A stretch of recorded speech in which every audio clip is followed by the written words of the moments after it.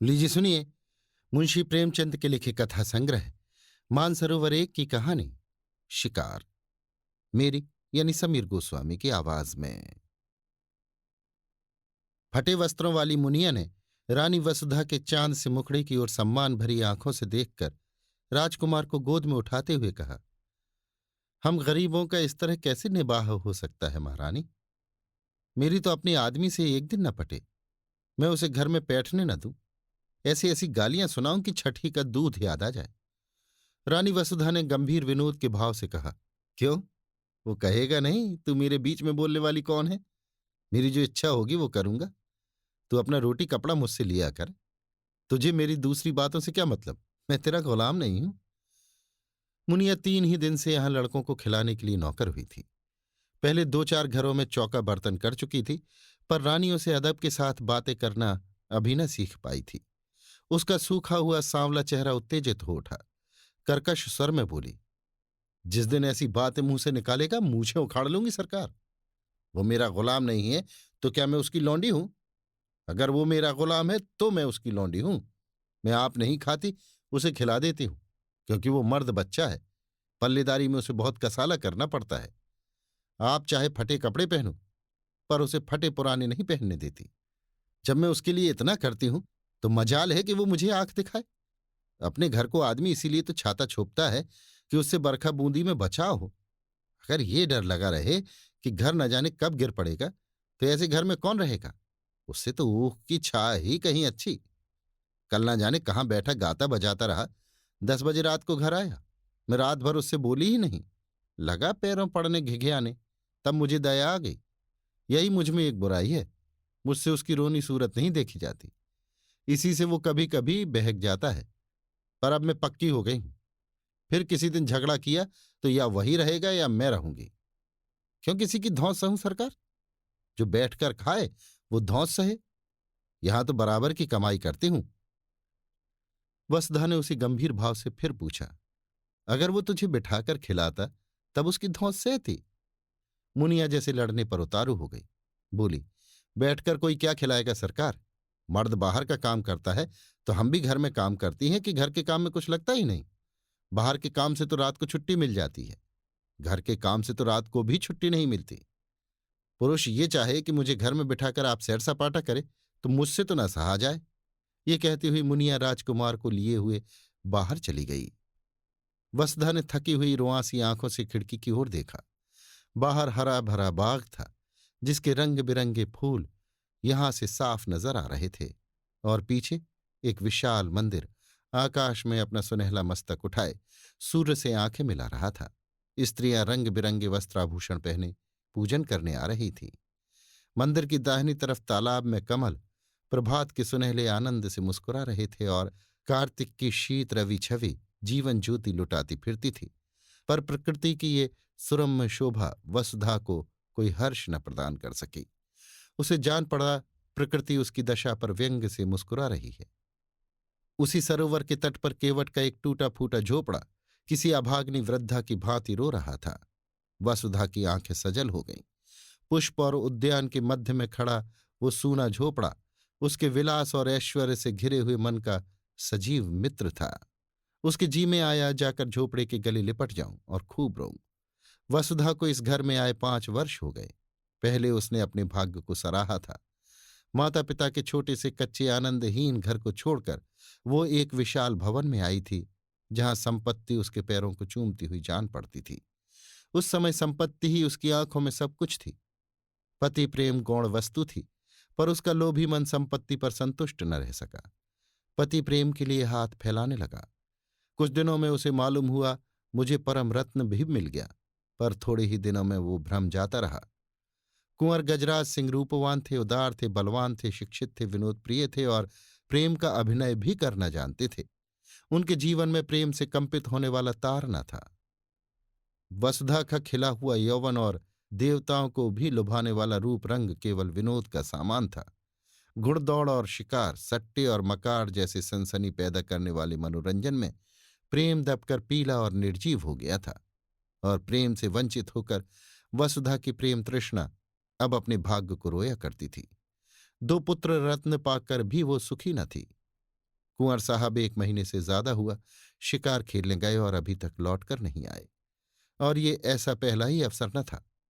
हाँ, अब उनकी अवधि बढ़ गई थी। पहले वो 1 सप्ताह में लौट आते थे, फिर 2 सप्ताह का नंबर चला और अब कई बार से 1-1 महीने की खबर लेने लगे। साल में 3-3 महीने शिकार की भेंट हो जाते थे। शिकार से लौटते तो घुड़दौड़ का राग छिड़ता। कभी मेरठ, कभी पूना, कभी बंबई, कभी कलकत्ता।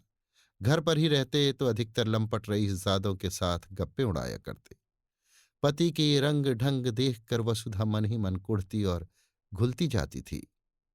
कुछ दिनों से हल्का हल्का ज्वर भी रहने लगा था।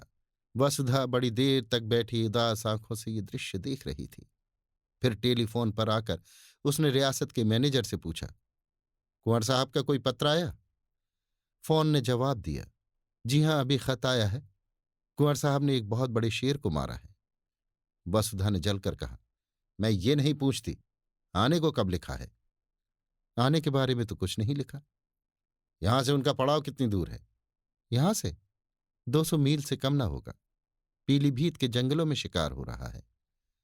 मेरे लिए 2 मोटरों का इंतजाम कर दीजिए, मैं आज वहां जाना चाहती हूं। फोन ने कई मिनट बाद जवाब दिया, एक मोटर तो वो साथ ले गए हैं, एक हाकिम जिला के बंगले पर भेज दी गई, तीसरी बैंक के मैनेजर की सवारी में, चौथी की मरम्मत हो रही है। वसुधा का चेहरा क्रोध से तमतमा उठा। बोली, किसके हुक्म से बैंक मैनेजर और हाकिम जिला को मोटरें भेजी गई? आप दोनों मंगवा लीजिए, मैं आज जरूर जाऊंगी। उन दोनों साहबों के पास हमेशा मोटरें भेजी जाती रही हैं, इसलिए मैंने भेज दी। अब आप हुक्म दे रही हैं तो मंगवा लूंगा। वसुधा ने फोन से आकर सफर का सामान ठीक करना शुरू किया। उसने उसी आवेश में आकर अपना भाग्य निर्णय करने का निश्चय कर लिया था। परित्यक्ता की भांति पड़ी रहकर जीवन को समाप्त न करना चाहती थी। वो जाकर कुंवर साहब से कहेगी, अगर आप समझते हैं कि मैं आपकी संपत्ति की लौंडी बनकर रहूं तो ये मुझसे न होगा। आपकी संपत्ति आपको मुबारक हो। मेरा अधिकार आपकी संपत्ति पर नहीं, आपके ऊपर है। अगर आप मुझसे जौ भर हटना चाहते हैं तो मैं आपसे हाथ भर हट जाऊंगी। इस तरह की और कितनी ही विराग भरी बातें उसके मन में बगुलों की भांति उठ रही थीं। डॉक्टर साहब ने द्वार पर आकर पुकारा, मैं अंदर आऊं? वसुधा ने नम्रता से कहा, आज क्षमा कीजिए, मैं जरा पीलीभीत जा रही हूं। डॉक्टर ने आश्चर्य से कहा, आप पीलीभीत जा रही हैं? आपका ज्वर चढ़ जाएगा। इस दशा में मैं आपको जाने की सलाह न दूंगा। वसुधा ने विरक्त स्वर में कहा, बढ़ जाएगा, बढ़ जाए, मुझे इसकी चिंता नहीं है। वृद्ध डॉक्टर पर्दा उठाकर आ गया और वसुधा के चेहरे की ओर ताकता हुआ बोला, लाइए मैं टेम्परेचर ले लूं। अगर टेम्परेचर बढ़ा होगा तो मैं आपको हरगिज न जाने दूंगा। टेम्परेचर लेने की जरूरत नहीं, मेरा इरादा पक्का हो गया है। स्वास्थ्य पर ध्यान देना आपका पहला कर्तव्य है। वसुधा ने मुस्कुराकर कहा, आप निश्चिंत रहिए, मैं इतनी जल्द मरी नहीं जा रही हूं। फिर अगर किसी बीमारी की दवा मौत ही हो तो आप क्या करेंगे? डॉक्टर ने 2-1 बार आग्रह किया, फिर विस्मय से सिर हिलाता चला गया। रेलगाड़ी से जाने में आखिरी स्टेशन से 10 कोस तक जंगली सुनसान रास्ता तय करना पड़ता था, इसलिए कुंवर साहब बराबर मोटर ही पर जाते थे। वसुधा ने उसी से जाने का निश्चय किया। 10 बजते बजते दोनों मोटरें आईं। वसुधा ने ड्राइवरों पर गुस्सा उतारा, अब मेरे हुक्म के बगैर कहीं मोटर ले गए तो मोटर का किराया तुम्हारी तलब से काट लूंगी। अच्छी दिल लगी है, घर को रोएं बन की गाय। हमने अपने आराम के लिए मोटरें रखी हैं, किसी की खुशामद करने के लिए नहीं। जिसे मोटर पर सवार होने का शौक हो मोटर खरीदे, ये नहीं कि हलवाई की दुकान देखी और दादे का फातिहा पढ़ने बैठ गए। वो चली तो दोनों बच्चे कुनमुनाए, मगर जब मालूम हुआ कि अम्मा बड़ी दूर हौआ को मारने जा रही हैं तो उनका यात्रा प्रेम ठंडा पड़ा। वसुधा ने आज सुबह से उन्हें प्यार न किया था। उसने जलन में सोचा, मैं ही क्यों इन्हें प्यार करूं, मैंने ही इनका ठेका लिया है। वो तो वहां जाकर चैन करें और मैं यहां इन्हें छाती से लगाए बैठी रहूं। लेकिन चलते समय माता का हृदय पुलक उठा। दोनों को बारी बारी से गोद में लिया, चूमा, प्यार किया और घंटे भर में लौट आने का वचन देकर वो सजल नेत्रों के साथ घर से निकली। मार्ग में भी उसे बच्चों की याद बार बार आती रही।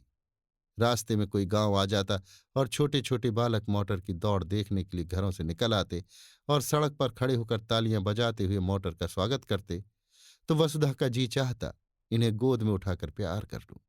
मोटर जितने वेग से आगे जा रही थी उतने ही वेग से उसका मन सामने के वृक्ष समूह के पीछे की ओर उड़ा जा रहा था। कई बार इच्छा हुई घर लौट चलूं। जब उन्हें मेरी रत्ती भर परवाह नहीं है तो मैं ही क्यों उनकी फिक्र में प्राण दूं। जी चाहे आवें या ना आवें। लेकिन एक बार पति से मिलकर उनसे खरी खरी बात करने के प्रलोभन को वो न रोक सकी। सारी देह थक कर चूर चूर हो रही थी। ज्वर भी हो आया था। सिर पीड़ा से फटा पड़ता था। पर वो संकल्प से सारी बाधाओं को दबाए आगे बढ़ती जाती थी। यहां तक कि जब वो 10 बजे रात को जंगल के उस डाक बंगले में पहुंची तो उसे तन बदन की सुधि न थी। जोर का ज्वर चढ़ा हुआ था। मोटर की आवाज सुनते ही कुंवर साहब निकल आए और पूछा, तुम यहां कैसे आए जी? कुशल तो है? शोफर ने समीप आकर कहा, रानी साहब आई हैं हुजूर। रास्ते में बुखार हो आया, बेहोश पड़ी हुई हैं। कुंवर साहब ने वहीं खड़े कठोर स्वर में पूछा, तो तुम उन्हें वापस क्यों न ले गए? क्या तुम्हें मालूम नहीं था यहां कोई वैद्य हकीम नहीं है? शोफर ने सिट पिटाकर जवाब दिया, हुजूर वो किसी तरह मानती ही न थी, तो मैं क्या करता? कुंवर साहब ने डांटा, चुप रहो जी, बातें न बनाओ। तुमने समझा होगा शिकार की बहार देखेंगे और पड़े पड़े सोएंगे। तुमने वापस चलने को कहा ही ना होगा। शोफर, वो मुझे डांटती थी हुजूर। तुमने कहा था? मैंने कहा तो नहीं हुजूर। बस, तो चुप रहो। मैं तुमको भी पहचानता हूं। तुम्हें मोटर लेकर इसी वक्त लौटना पड़ेगा। और कौन कौन साथ है? शोफर ने दबी हुई आवाज में कहा, एक मोटर पर बिस्तर और कपड़े हैं, एक पर खुद रानी साहब हैं। यानी और कोई साथ नहीं है? हुजूर, मैं तो हुक्म का ताबेदार हूं। बस चुप रहो। यूं झल्लाते हुए कुंवर साहब वसुधा के पास गए और आहिस्ता से पुकारा। जब कोई जवाब न मिला तो उन्होंने धीरे से उसके माथे पर हाथ रखा। सिर गर्म तवा हो रहा था। उस ताप ने मानो उनकी सारी क्रोध ज्वाला को खींच लिया। लपक कर बंगले में आए। सोए हुए आदमियों को जगाया, पलंग बिछवाया। अचेत वसुधा को गोद में उठाकर कमरे में लाए और पलंग पर लिटा दिया। फिर उसके सिराहने खड़े होकर उसे व्यथित नेत्रों से देखने लगे। उस धूल से भरे मुखमंडल और बिखरे हुए रजरंजित केशों में आज उन्होंने आग्रहमय प्रेम की झलक देखी। अब तक उन्होंने वसुधा को विलासिनी के रूप में देखा था, जिसे उनके प्रेम की परवाह न थी, जो अपने बनाव सिंगार ही में मगन थी। आज धूल के पाउडर और पोमेड में वो उसके नारित्व का दर्शन कर रहे थे। उसमें कितना आग्रह था, कितनी लालसा थी। अपनी उड़ान के आनंद में डूबी हुई अब वो पिंजरे के द्वार पर आकर पंख फड़फड़ा रही थी। पिंजरे का द्वार खुलकर क्या उसका स्वागत न करेगा? रसोइये ने पूछा, क्या सरकार अकेले आई हैं? कुंवर साहब ने कोमल कंठ से कहा, हां जी, और क्या। इतने आदमी हैं, किसी को साथ न लिया? आराम से रेलगाड़ी से आ सकती थी, यहां से मोटर भेज दी जाती। मन ही तो है। कितने जोर का बुखार है कि हाथ नहीं रखा जाता। जरा सा पानी गर्म करो और देखो, कुछ खाने को बना लो। रसोइये ने ठकुर सुहाती की 100 कोस की दौड़ बहुत होती है सरकार। सारा दिन बैठे बैठे बीत गया। कुंवर साहब ने वसुधा के सिर के नीचे तकिया सीधा करके कहा, कचूमर तो हम लोगों का निकल जाता है, 2 दिन तक कमर नहीं सीधी होती, फिर इनकी क्या बात है। ऐसी बेहुदा सड़क दुनिया में न होगी। ये कहते हुए उन्होंने एक शीशी से तेल निकाला और वसुधा के सिर में मलने लगे। वसुधा का ज्वर 21 दिन तक न उतरा। घर के डॉक्टर आए। दोनों बालक, मुनिया, नौकर चाकर सभी आ गए। जंगल में मंगल हो गया। वसुधा खाट पर पड़ी पड़ी कुंवर साहब की शुश्रूषाओं में अलौकिक आनंद और संतोष का अनुभव किया करती। वो दोपहर दिन चढ़े तक सोने के आदी थे। कितने सवेरे उठते, उसके पथ्य और आराम की जरा जरा सी बातों का कितना ख्याल रखते। जरा देर के लिए स्नान और भोजन करने जाते, फिर आकर बैठ जाते। एक तपस्या सी कर रहे थे। उसका स्वास्थ्य बिगड़ता जाता था। चेहरे पर स्वास्थ्य की लाली न थी। राजा साहब कुछ व्यस्त से रहते थे। एक दिन वसुधा ने कहा, तुम आजकल शिकार खेलने क्यों नहीं जाते? मैं तो शिकार खेलने ही आई थी, मगर न जाने किस बुरी साइद से चली कि तुम्हें इतनी तपस्या करनी पड़ गई। अब मैं बिल्कुल अच्छी हूं। जरा आईने में अपनी सूरत तो देखो। कुंवर साहब को इतने दिनों शिकार का कभी ध्यान ही न आया था। इसकी चर्चा ही न होती थी। शिकारियों का आना जाना, मिलना जुलना बंद था। एक बार साथ के एक शिकारी ने किसी शेर का जिक्र किया था। कुंवर साहब ने उसकी ओर कुछ ऐसी कड़वी आंखों से देखा कि वो सूख सा गया। वसुधा के पास बैठने, उससे कुछ बातें करके उसका मन बहलाने, दवा और पथ्य बनाने में ही उन्हें आनंद मिलता था। उनका भोग विलास जीवन के इस कठोर व्रत में जैसे बुझ गया। वसुधा की एक हथेली पर अंगुलियों से रेखा खींचने में मगन थे। शिकार की बात किसी और के मुंह से सुनी होती तो फिर उसी आग्नेय नेत्रों से देखते। वसुधा के मुंह से ये चर्चा सुनकर उन्हें दुख हुआ। वो उन्हें इतना शिकार का आसक्त समझती है। अमर्ष भरे स्वर में बोले, हाँ, शिकार खेलने का इससे अच्छा और कौन अवसर मिलेगा। वसुधा ने आग्रह किया, मैं तो अब अच्छी हूं सच। देखो, आईने की ओर दिखाकर, मेरे चेहरे पर वो पीलापन नहीं रहा। तुम अलबत्ता बीमार से हो जाते हो, जरा मन बहल जाएगा। बीमार के पास बैठने से आदमी सचमुच बीमार हो जाता है। वसुधा ने साधारण सी बात कही थी, पर कुंवर साहब के हृदय पर वो चिंगारी के समान लगी। इधर वो अपने शिकार के खप्त पर कई बार पछता चुके थे। अगर वो शिकार के पीछे यों न पड़ते तो वसुधा यहां क्यों आती और क्यों बीमार पड़ती। उन्हें मन ही मन इसका बड़ा दुख था। इस वक्त कुछ न बोले, शायद कुछ बोला ही न गया। फिर वसुधा की हथेली पर रेखाएं बनाने लगे। वसुधा ने उसी सरल भाव से कहा, अब कि तुमने क्या क्या तोहफे जमा किए, जरा मंगाओ देखूं। उनमें से जो सबसे अच्छा होगा उसे मैं ले लूंगी। अब कि मैं भी तुम्हारे साथ शिकार खेलने चलूंगी। बोलो, मुझे ले चलोगे ना? मैं मानूंगी नहीं, बहाने मत करने लगना। अपनी शिकारी तोहफे दिखाने का कुंवर साहब को मरज था। सैकड़ों ही खालें जमा कर रखी थी। उनके कई कमरों में फर्श, गद्दे, कोच, कुर्सियां, मोड़े सब खालों ही के थे। ओढ़ना और बिछौना भी खालों ही का था। बाघंबरों के कई सूट बनवा रखे थे। शिकार में वही सूट पहनते थे। अब की भी बहुत से सींग, सिर, पंजे, खालें जमा कर रखी थी। वसुधा का इन चीजों से अवश्य मनोरंजन होगा। ये न समझे कि वसुधा ने सिंह द्वार से प्रवेश न पाकर चोर दरवाजे से घुसने का प्रयत्न किया है। जाकर वो चीजें उठवा लाए, लेकिन आदमियों को पर्दे की आड़ में खड़ा करके पहले अकेले ही उसके पास गए। डरते थे कहीं मेरी उत्सुकता वसुधा को बुरी न लगे। वसुधा ने उत्सुक होकर पूछा, चीजें नहीं लाए? लाया हूं, मगर कहीं डॉक्टर साहब ना हो। डॉक्टर ने पढ़ने लिखने को मना किया था। तोहफे लाए गए। कुंवर साहब एक एक चीज निकाल कर दिखाने लगे। वसुधा के चेहरे पर हर्ष की ऐसी लाली हफ्तों से न दिखी थी, जैसे कोई बालक तमाशा देखकर मगन हो रहा हो। बीमारी के बाद हम बच्चों की तरह जिद्दी, उतने ही आतुर, उतने ही सरल हो जाते हैं। जिन किताबों में भी मन न लगा हो वो बीमारी के बाद पढ़ी जाती हैं। वसुधा जैसे उल्लास की गोद में खेलने लगी। चीतों की खालें थीं, बाघों की, मृगों की, शेरों की। वसुधा हर एक खाल नई उमंग से देखती, जैसे बायोस्कोप के एक चित्र के बाद दूसरा चित्र आ रहा हो। कुंवर साहब एक एक तोहफे का इतिहास सुनाने लगे। ये जानवर कैसे मारा गया, उसके मारने में क्या क्या बाधाएं पड़ीं, क्या क्या उपाय करने पड़े, पहले कहाँ गोली लगी आदि। वसुधा हरेक की कथा आंखें फाड़ फाड़ कर सुन रही थी। इतना सजीव, स्फूर्तिमय आनंद उसे आज तक किसी कविता, संगीत या आमोद में भी न मिला था। सबसे सुंदर एक सिंह की खाल थी, वही उसने छांटी। कुंवर साहब की ये सबसे बहुमूल्य वस्तु थी। उसे अपने कमरे में लटकाने को रखे हुए थे। बोले, तुम बाघंबरों में से कोई ले लो, ये तो कोई अच्छी चीज नहीं। वसुधा ने खाल को अपनी ओर खींचकर कहा, रहने दीजिए अपनी सलाह, मैं खराब ही लूंगी। कुंवर साहब ने जैसे अपनी आंखों से आंसू पोंछकर कहा, तुम वही ले लो, मैं तो तुम्हारे ख्याल से कह रहा था, मैं फिर वैसा ही मार लूंगा। तो तुम मुझे चकमा क्यों देते थे? चकमा कौन देता था? अच्छा, खाओ, मेरे सिर की कसम की ये सबसे सुंदर खाल नहीं है। कुंवर साहब ने हार की हंसी हंसकर कहा, कसम क्यों खाए इस एक खाल के लिए? ऐसी ऐसी 1 लाख खालें हों तो तुम्हारे ऊपर न्यौछावर कर दो।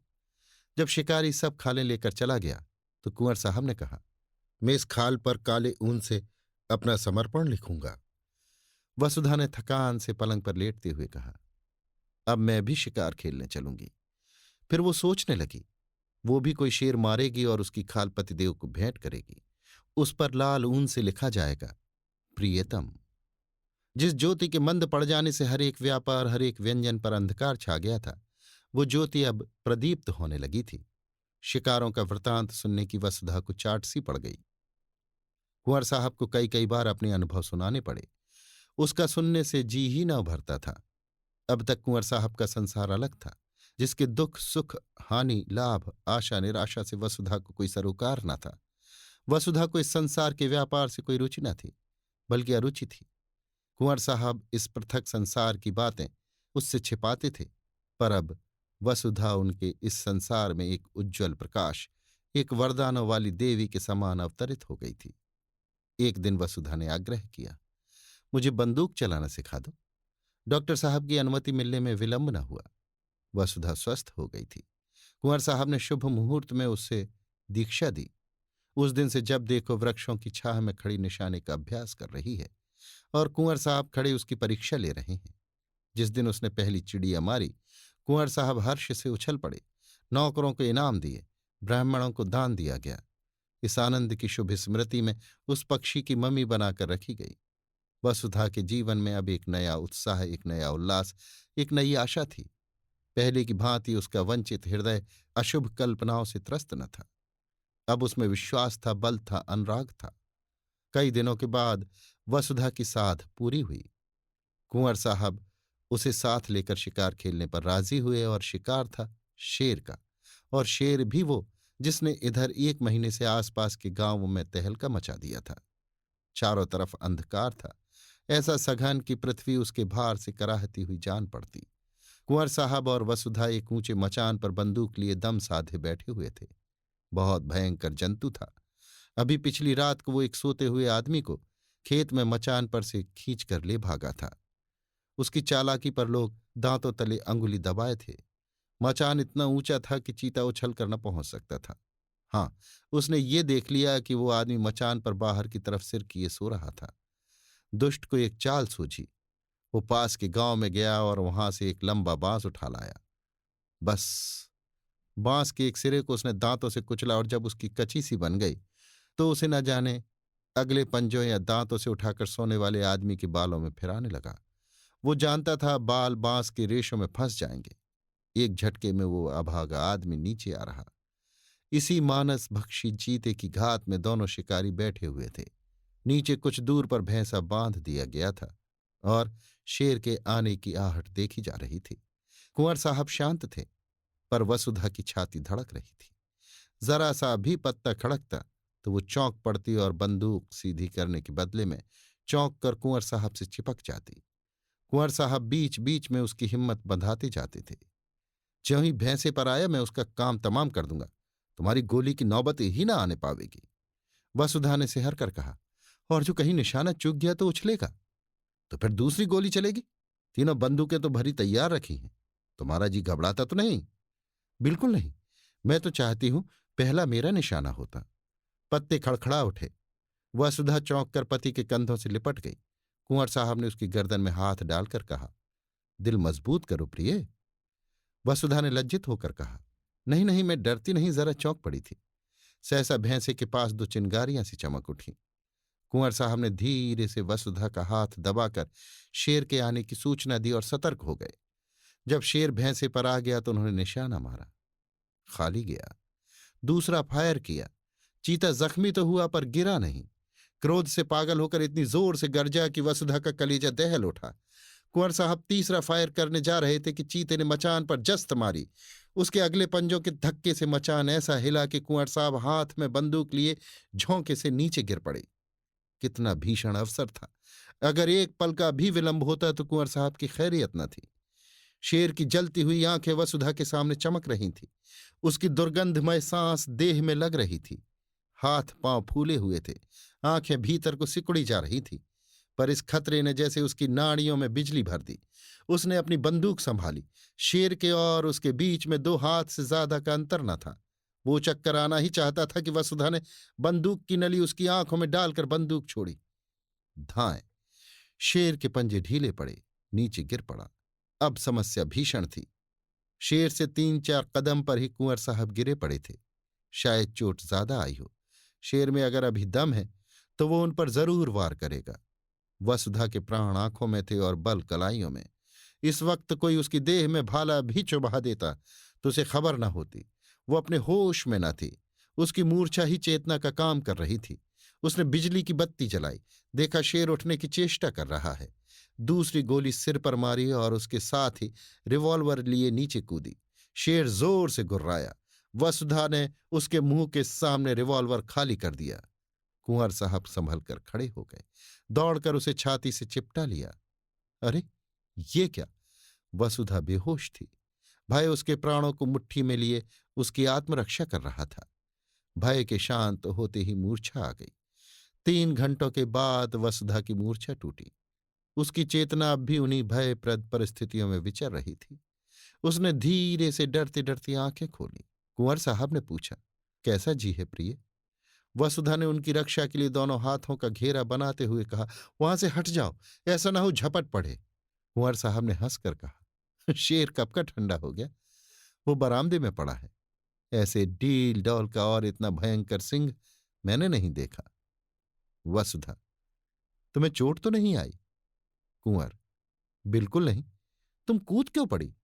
पैरों में बड़ी चोट आई होगी। तुम जीती कैसे बची, ये आश्चर्य है। मैं तो इतनी ऊंचाई से कभी ना कूद सकता। वसुधा ने चकित होकर कहा, मैं कहाँ कूदी?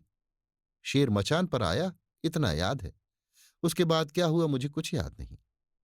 कुंवर को भी विस्मय हुआ। वाह, तुमने उस पर 2 गोलियां चलाई। जब वो नीचे गिरा तो तुम भी कूद पड़ी और उसके मुंह में रिवाल्वर की नली ठूस दी। बस वहीं ठंडा हो गया। बड़ा बेहया जानवर था। अगर तुम चूक जाती तो वो नीचे आते ही मुझ पर जरूर चोट करता। मेरे पास तो छुरी भी ना थी। बंदूक हाथ से छूटकर दूसरी तरफ गिर गई थी। अंधेरे में कुछ सुझाई न देता था। तुम्हारी प्रभाव से इस वक्त मैं यहां खड़ा हूं। तुमने मुझे प्राण दान दिया। दूसरे दिन प्रातःकाल यहां से कूच हुआ। जो घर वसुधा को फाड़े खाता था, उसमें आज जाकर ऐसा आनंद आया जैसे किसी बिछड़े मित्र से मिली हो। हर एक वस्तु उसका स्वागत करती हुई मालूम होती थी। जिन नौकरों और लौंडियों से वो महीनों से सीधे मुंह न बोली थी, उनसे वो आज हंस हंस कर कुशल पूछती और गले मिलती थी, जैसे अपनी पिछली रुखाइयों की पटौती कर रही हो। संध्या का सूर्य आकाश के स्वर्ण सागर में अपनी नौका खेता हुआ चला जा रहा था। वसुधा खिड़की के सामने कुर्सी पर बैठकर सामने का दृश्य देखने लगी। उस दृश्य में आज जीवन था, विकास था, उन्माद था। केवट का वो सूना झोपड़ा भी आज कितना सुहावना लग रहा था। प्रकृति में मोहनी भरी हुई थी। मंदिर के सामने मुनिया राजकुमारों को खिला रही थी। वसुधा के मन में आज कुलदेव के प्रति श्रद्धा जागृत हुई, जो बरसों से पड़ी सो रही थी। उसने पूजा के सामान मंगवाए और पूजा करने चली। आनंद से भरे भंडार से अब वो कुछ दान भी कर सकती थी। जलते हुए हृदय से ज्वाला के सिवा और क्या निकलता। उसी वक्त कुंवर साहब आकर बोले, अच्छा, पूजा करने जा रही हो? मैं भी वहीं जा रहा था। मैंने एक मनौती मान रखी है। वसुधा ने मुस्कुराती हुई आंखों से पूछा, कैसी मनौती है? कुंवर साहब ने हंसकर कहा, ये ना बताऊंगा। अभी आप सुन रहे थे मुंशी प्रेमचंद के लिखे कथा संग्रह मानसरोवर 1 की कहानी शिकार, मेरी यानी समीर गोस्वामी की आवाज में।